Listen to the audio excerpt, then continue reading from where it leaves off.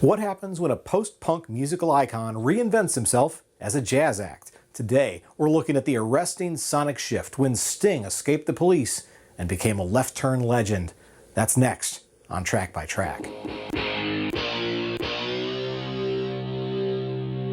Hey everybody, my name's Kyle, and this is Left Turn Legends on Track by Track, a series where we look at some of the biggest names in music and examine the moment where they abandoned their signature sound to do something completely different. We've got a great story to dig into today, but before we take that left turn, do me a favor and left click on subscribe. That way you won't miss future episodes, album reviews, and much, much more. In 1983, the Police were on top of the world. Synchronicity was one of the biggest albums of the year, fueled by the massive hit song Every Breath You Take. They were the darlings of both pop radio and new music video channel MTV. And although their biggest song was a sort of dark-edged ballad, most of the music that had come before fell firmly into the category of post-punk and early 80s new wave. Of course, the Police were also one of the most legendarily volatile music families in rock history. The fact that they broke up at the height of their commercial success after their fifth album is actually less surprising than the fact that they made it that far together in the first place. And there was never any doubt that of the three members of the group, Sting was destined to continue to seek the spotlight. Even during his tenure with the Police, he had begun to branch out with eccentric movie roles in films like Quadrophenia, Brimstone and Treacle, and, of course, Dune. So in 1985, when Sting debuted his first solo album, Police fans were taken aback to hear this once edgy punk pop superstar had now embraced the sound of jazz. The Dream of the Blue Turtles found the former policeman reinventing himself with a collection of songs full of both worldly instruments and worldly topics. Songs like Russians, Children's Crusade, and We Work the Black Seam were unapologetically political and certainly heavier subject matter than fans had heard the man tackle before. More groundbreaking than the lyrical content was the music itself. For Blue Turtles, Sting surrounded himself with some of the best musicians working in contemporary jazz at the time. These included Kenny Kirkland on keyboard, Omar Hakim on drums, and from one of jazz music's most legendary families, Branford Marsalis on saxophone. The result was nothing short of spectacular. And how could it not be with such an impressive collection of talent? That artistic choice drew both accolades and criticism.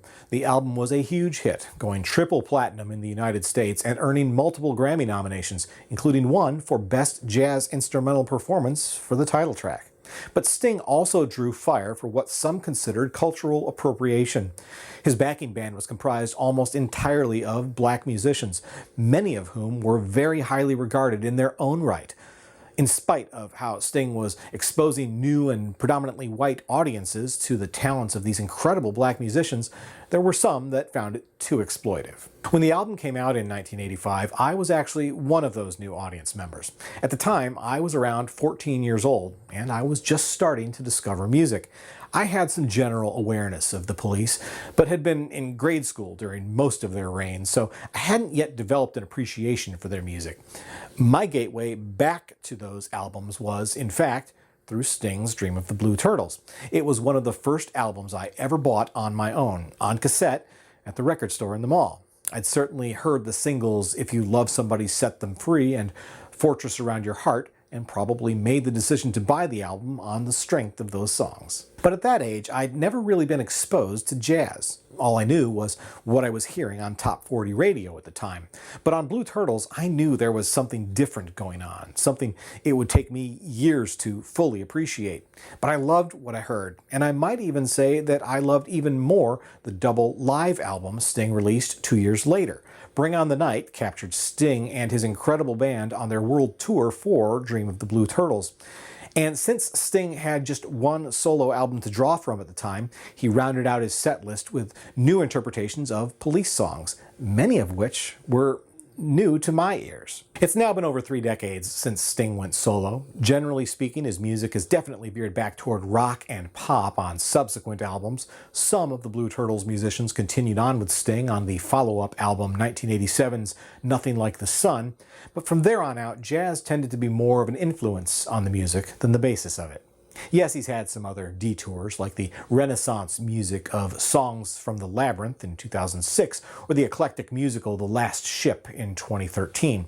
But nothing has been as wildly and fantastically divergent as the shift from the blockbuster rock masterpiece Synchronicity to the jazz meets pop curveball of The Dream of the Blue Turtles in 1985.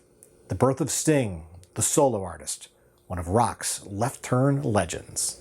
Once again, my name's Kyle, and this has been Track by Track. If you like this video, please be sure to give it a thumbs up, plus check out some of these other videos below that I think you might also enjoy. And of course, be sure to click subscribe, because true music fans always want new releases the day they come out.